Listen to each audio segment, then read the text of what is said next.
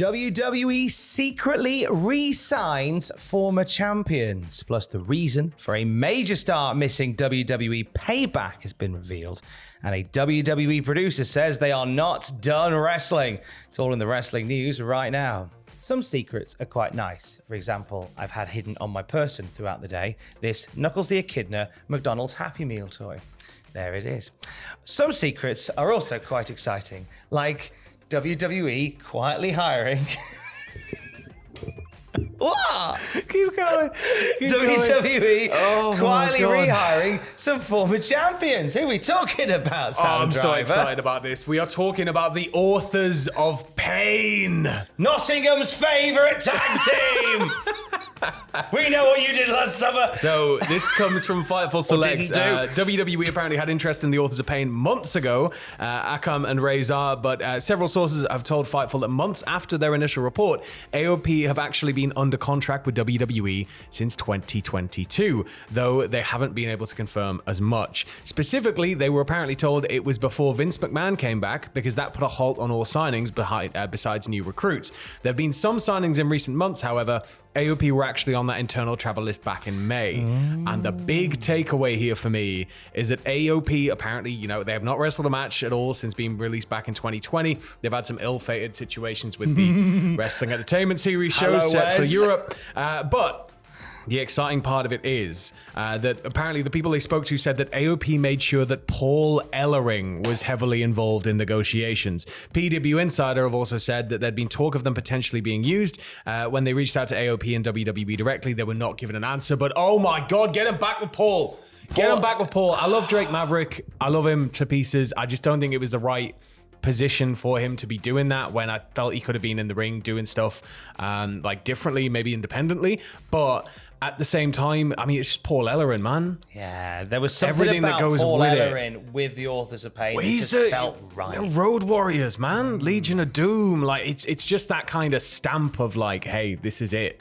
And Triple H, Black and Gold NXT, AOP. I want that back on the main roster. I want that absolutely unstoppable force just tearing through everything. Put the belts on them and just let them run. What if they said to you, Sam Driver?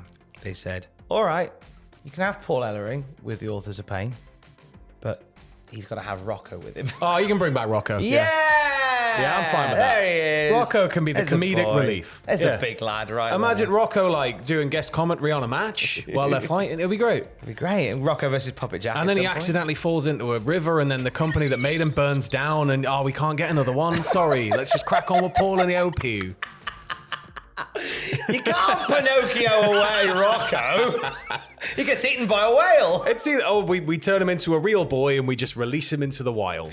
He becomes a real boy called Jungle Jack Perry. Yeah. Now, I mean, that's definitely one to keep an eye on. I think the NXT run was excellent. Yeah. They really sort of dropped the ball with them when they moved to WWE. For one reason or another, there was some injuries, incidents and accidents, hints and allegations and stuff, which meant they didn't happen properly. But NXT, Authors of Pain, NXT AOP were A-OK. Yeah, they were absolutely sick. So I want this back. Hook it up to my veins. Bring it back, please. This weekend, WWE presents Payback. Live reactions with Adam Pacitti and Andrew Hodgkinson on Saturday night. Predictions, 9 pitches already waiting for you there. And after the show, you'll have what happened at and the WTF moments as well. One match missing from that card is the Intercontinental title match between Gunter and Chad Gable. That's been announced for Raw the following night. Why aren't they on the pay-per-view, Sam? Well, it's actually a really interesting and nice reason. I'm kind of a little bit whoa, it's not on the pay-per-view, but at the same time, apparently,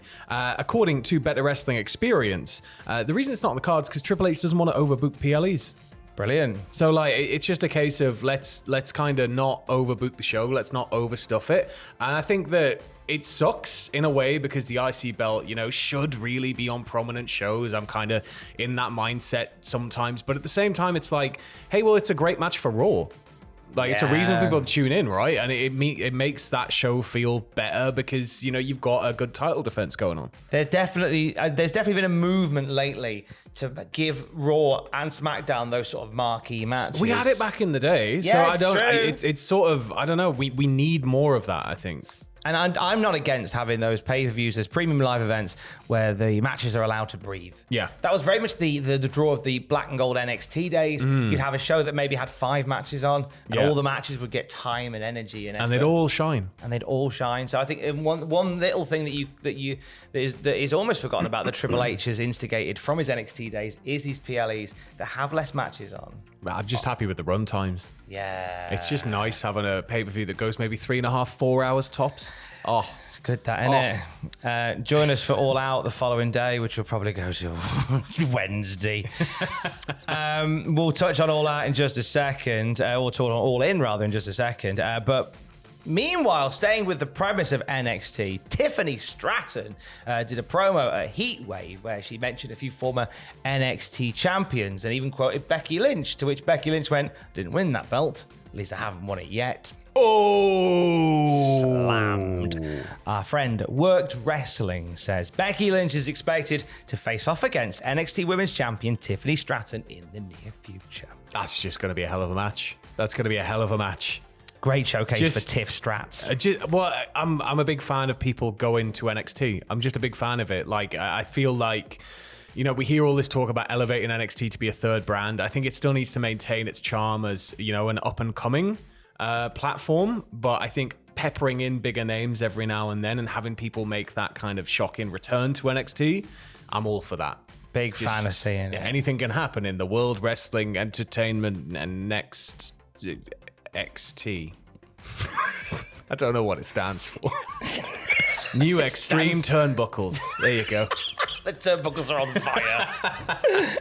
Anything can happen in the world of wrestling. That's what we all said on Sunday when Grado turned up at Wembley to show off with Jeff Jarrett and cracking with a guitar.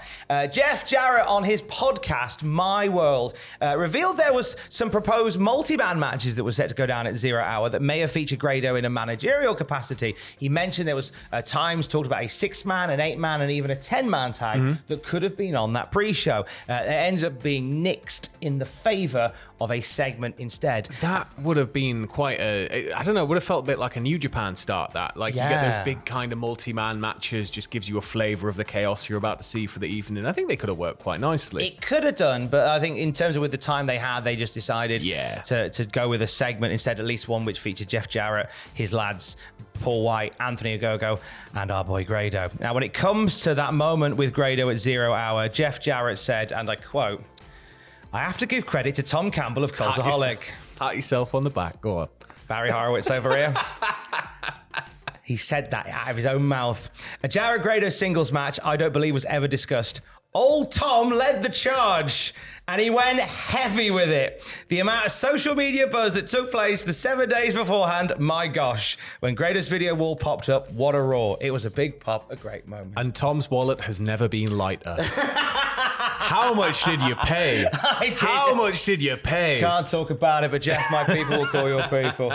Thanks for the nod, Jeff. Hey, look, I was just playing silly buggers, as I'm one to do at this wonderful place I call my work.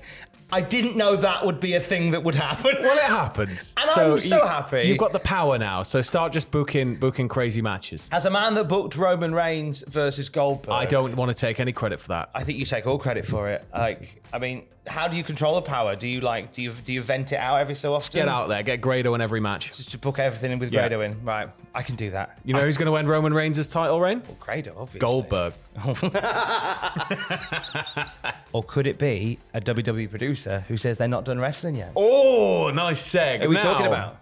We've been talking about this on Weekend News in particular, me and Fraser, for a few weeks now. The idea that Nick Aldis has come into WWE as a producer. But he was talking to Nico Knows Best, and he was just talking about the general kind of aura around the announcement of him being a producer. But he said that he's not looking at retiring anytime soon. I guess because of discussions about a different role, immediately it sort of jumps to the conversation of, oh, he's not wrestling anymore, he's retiring. That's it. Is he done wrestling? And I'm going like, hold on, I'm 36 years old, guys. That is sickening, by the way.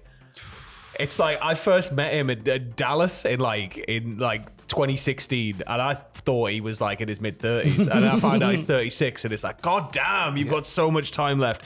So he said, I think sometimes I get put in the generation ahead of me in terms of age.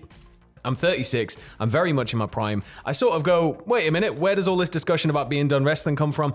Everyone needs to chill. And I think, it's right. Like, he's 36. He's still got a lot of time left in ring, I feel. Just because he's working a producer role with WWE doesn't mean that he's going to be limited to, just that role. We've seen producers for the company before work independent dates. It may be that he's just having a bit of a break career-wise for a little bit, and then he's going to kind of come back and work somewhere else. Maybe he moves into WWE. It could be part of this hiring hold that they've got, where they're not looking to hire particularly in-ring talent, but they're looking to hire, backstage talent. It could be that he transitions through that. We've never seen him in a WWE ring. So it's one of those interesting what ifs, right? Who would you like to see him in there with? See, I think it's all too easy to just go and put him in there with other British talent. But I'd like to see him in NXT as sort of an elder statesman, I think. I think he'd be able to bring a lot to that with his style. And I think that he would be able to kind of prove a lot of people who doubt, because a lot of people doubt Nick Aldis. And I think that it's maybe just a connection thing. I think if you put him in there with slightly younger talent and he's seen as this elder statesman, it might allow him to shine a bit more. I like that idea. Someone like that. And what a great load of skill he can give. And also what a lot more years on the clock he can give as well. Exactly. That's what it's all about. That and the okie dokie. If wrestling of the modern era is just too much for you, how about you join Sam Driver and I right now in 1996 on the Cultaholic podcast feed for a brand new episode of the Cultaholic Classic WCW Nitro Review. One in which Hulk Hogan uses the Waco siege to justify his actions in attacking Randy Savage. He did. That was a thing he did. We aren't excusing it. We talk about it on the podcast. Yeah. It's waiting for you now. And if you're a Patreon, the video's there for you as well. You lucky devil. And we'll have more wrestling news throughout the day at cultaholic.com. Stay safe. Love you. Bye.